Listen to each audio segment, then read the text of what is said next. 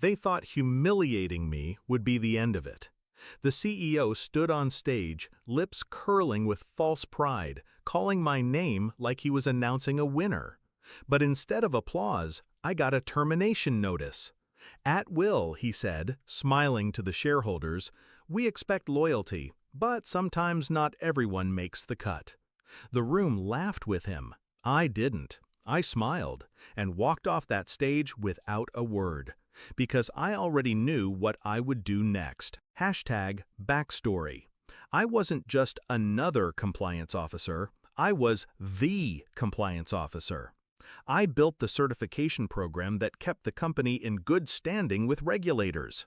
My work was invisible to most, but it was the scaffolding holding their empire upright. When I joined, the CEO told me I was family. His wife sent me holiday cards. I believed them when they said I mattered. For years, I sacrificed nights, weekends, and parts of myself to keep this company bulletproof. But families don't discard you in front of strangers. Families don't strip you of dignity for sport. #the discovery. The signs had been there. New consultants whispering in corridors. CFO meetings I was accidentally left out of. Then, the sudden pressure to streamline compliance costs. They wanted cheaper, less vigilant oversight. I knew why. Hidden contracts, offshore books, risks buried under pretty slides. I'd seen hints, enough to know they were preparing to cut corners and profit. My diligence was an inconvenience, and inconvenient people get erased. #the shift. I didn't cry, didn't scream, didn't plead. I did what I always did best. I documented. Every certification tied to my name. Every regulatory clearance dependent on my active status. The system wasn't just paperwork, it was power. And the moment they cut me loose, I had leverage. The law required a status change. Without me, their certifications were no longer valid. Without certifications, they couldn't operate. And every hour of halted operations cost them $100,000.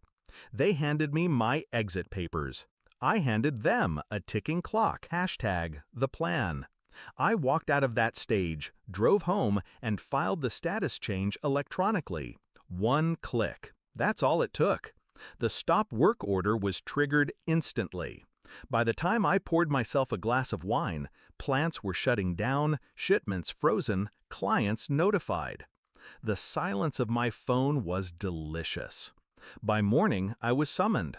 Not politely, dragged. #the confrontation. The boardroom was overflowing, executives, lawyers, assistants scribbling notes as fast as they could. The CEO sat at the head, face red, veins swelling like they might burst. "You cost us millions overnight," he barked the second I stepped in. I stayed silent. "You don't understand the damage you've caused."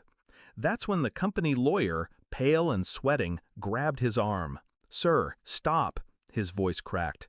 "She's the only one who can reinstate certification." The room froze. My power, invisible for years, now sat heavy in the air. I let the silence stretch, watching realization sink into their arrogant faces. For once, they were the ones cornered. #the unraveling. The CEO leaned forward, teeth clenched. "What do you want?" I didn't answer right away. I pulled out a folder. Inside were the documents I had prepared weeks earlier. Quietly, methodically. Evidence of financial manipulation, offshore accounts, unreported deals. Everything I'd gathered in the shadows while they plotted my removal. I slid the folder across the table. "I want you gone." He flipped through the pages, color draining from his face. The lawyer read over his shoulder, jaw tightening. "This is criminal exposure," he whispered. I sat back, calm. "Resign today. Step down quietly. Or I go public. Regulators, media, clients, you won't survive the storm." The lawyer didn't argue. He didn't even look at the CEO. He just nodded, defeated. The empire he built on arrogance and deceit collapsed in a single room, under my steady gaze. Hashtag the resolution. By the end of the week, he was gone. A resignation letter circulated with the usual corporate spin, spending more time with family. The irony almost made me laugh. The board reinstated me, not out of respect, but out of survival. They handed me more power than I'd ever had. They thought they were safe again, but I was done saving them. I took the reinstatement, rebuilt the certifications, stabilized the bleeding, and then, when the timing was perfect, I left on my terms, with my evidence intact, my reputation untarnished, and his downfall sealed forever. Hashtag the reflection. He thought he humiliated me by taking my job, but humiliation is temporary. Revenge, when crafted with patience, is permanent. They say compliance is boring, invisible, forgettable, but I know better. Compliance is leverage. Compliance is power. And when they forced me out, they handed me the very weapon that destroyed them.